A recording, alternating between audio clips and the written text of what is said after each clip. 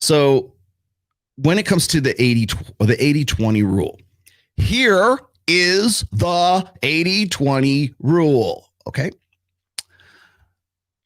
Surveys, research as far back, by the way, as 2013, all the way up to 2020, 2021. Whether it's online, whether it's like where there's multiple sources for this. If you would like me to show them to you, I'll be happy to put them on screen. I have them all bookmarked on Twitter, but I'm going to give you the quick version of this really fast. Okay. If you go and you look at the research and you look at the stats from like Hinge, Bumble, Tinder, any of the match affiliated apps, hell, you don't even need those. Go, and I don't like this book very much, but I will quote it this time.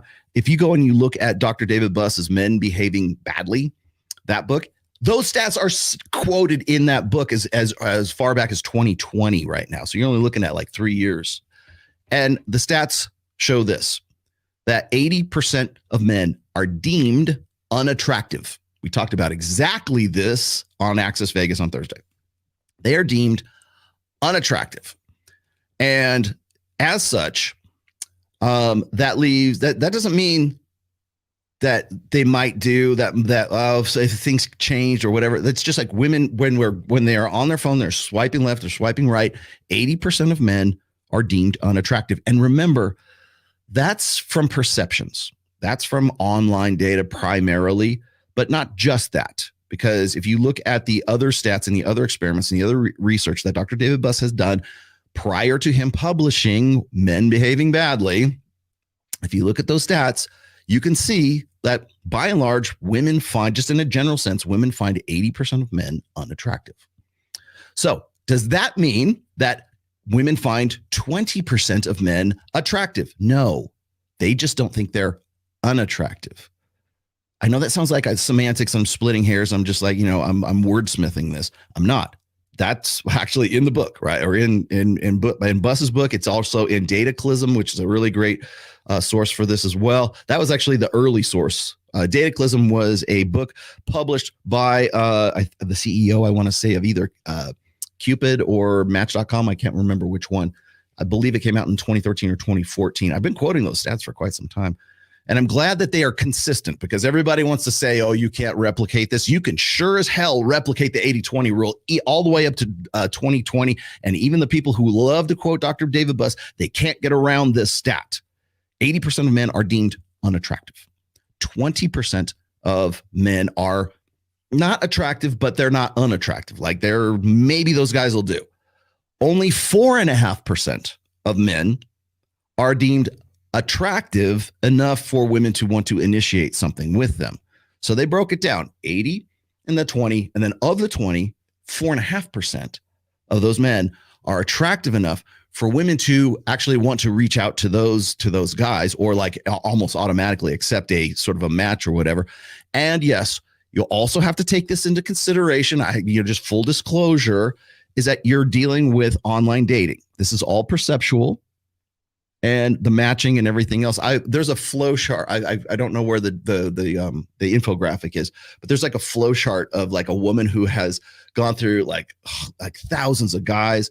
Of those thousands of guys, 400 were sort of matches. Of those 400, they led to conversations. Of those conversations, then and it goes down and less and less and less and less, all the way down to what led to sex, what led to out of the ones that they had sex with, which ones led to a relationship. And out of like thousands of guys, they might have had 2 guys that were like like for a long-term thing. They were still having sex with the guys, right? But all of that data points one direction, the 80-20 rule. So when we're talking about the 80-20 rule, it's not 80% of guys are having sex with 20% of women, or what is it? 100% of women are fucking and only 80% and only 20% of guys are actually fucking those women. And everybody wants to. I'll tell you the thing that gets me on this is, I've said this God knows how many times. This is probably the maybe 50 or 60th time I've gone through explaining the 80-20 rule from the red pill perspective. Those red pill guys, you want the red pill guys? I'm giving it to you right now. Okay. All you critics, I'm giving it to you now. So here's the deal. 80% of men are unattractive. 20% of men, maybe. They're the maybes. The 4.5% of men, those are the Justin Wallers.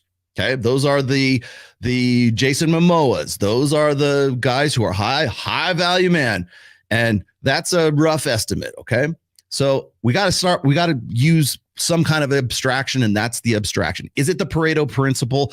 To the letter? Absolutely not. So when people see 80-20, they think, oh, Pareto principle. Was it 80% of your gains is done by 20% of your? No, that's not what we're talking about. It just happened to be 80-20. That's the 80-20 rule. Are the 20% of guys banging all these girls? No, they're just not unattractive. That's all that data set says. Okay. Does that mean that they are all fighting for the bottom, 18 or 19, 17 or 18% of women? So if you're a 4 or a 5 or something like that, then you can only get out of the pool. You only get a guy out of the 80% pool. Like after you get past the 80-20 rule, that's when everything goes to hell. Don't listen to people who have no fucking idea what the red pill is. And then they go, let me tell you about the 80-20 rule, what these idiots think. No, I'm giving you the real information right now. And that's really the 80-20 rule is just sort of a jumping off point for, it's not, they're all parasites or whatever. It's the jumping off point for other concepts. What is it? For instance, what does it take to get out of the 80%? Well, I could answer, if we lived in the 20th century, like 1980, 1990, I could tell you the most common way for guys to sort of, going from zero to hero. I could tell you that. All bets are off now in the 21st century, but I could tell you how it would work, at least conceptually how it would work. Hell, half of the innovations and inventions and the modern conveniences that we just sort of take for granted today, they were probably invented by a guy who was in that 80%. He's like, I got to get laid. Women don't want to have anything to do with me, but if I make some money or if I do something, I think I'm going to invent a dishwasher so that guys can do chore play and then their wives will want to get really hot sex from their wives. Remember that? But maybe if I made a washing machine, maybe if I made a really nice car, maybe if I made this computer program, maybe if I started a multi-billion-dollar multinational corporation, then I could get out of the 80% and I could breed. Then I could be Elon Musk. Take away Elon Musk's money and he's a brilliant guy, don't get me wrong, but take away a few of his talents and aspects, he is no better than your average incel right now. He's got money at the yin yang, not saying he's a bad dude or anything like that, but you take away certain aspects of him, maybe one or two, right? Take away his motivation, take away his money, take away his platforms, whatever it is, you take that away and he's probably not much better than a guy who's a very highly paid sort of nerdy computer programmer.